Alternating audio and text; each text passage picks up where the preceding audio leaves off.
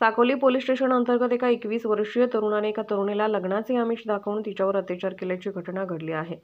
त्यात पीडित तरुणी गर्भवती झाली, मात्र आरोपी तरुणाने तिच्याशी लग्न करण्यास नकार दिला। त्यामुळे पीडित तरुणीने या प्रकरणी साकोली पोलिसात तक्रार नोंदवली।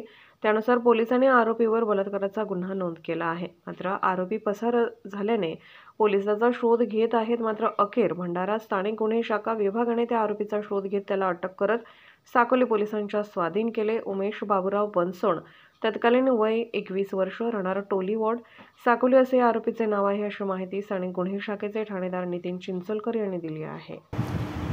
आज पोलीस स्टेशन साकोली येथील अपराध क्रमांक 46/2003 मधील आरोपी उमेश बाबूराव बनसोड हा गुन्हा घडल्यापासून फरार होता।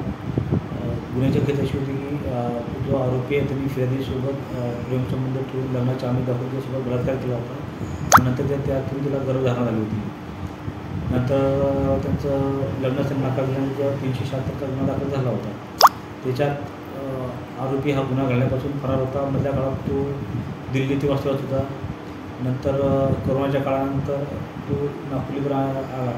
आमच्या टीमने याबाबत माहिती घेऊन आणि आरोपीची बद्दल माहिती काढून सतत याचा पाठपुरावा करून माहिती मिळाली। त्याच्यावरून आज रोजी आमची सकाळी टीम रवाना करून यातील आरोपी उमेश बाबूराव बनसोड यास ताब्यात घेऊन गुन्ह्याच्या बाबत त्याला विचारपूस केली। सगळ्या गुन्ह्याच्या बाबत त्यांनी म्हणजे माहिती कबूल दिली की काय गुन्हा केला होता आणि त्यासाठी आता पुढील वैद्यकीय तपासणी हे करून पुढील तपास कामी पोलीस आपल्या ताब्यात दिलेले आहे। सर, एक 10 वर्षापेक्षा अधिकच्या कालावधीमध्ये फरार आरोपींना पोलिसांनी अटक केल्या, अशा किती प्रकरणांमध्ये त्यांनी पोलिसांनी ही कारवाई केली होती? असं तर वेगळं आहे, पण स्पेसिफिक आपला सांगतो नाही की नंबर आणलेले आहेत। सध्या आरोपी कुठे आहे?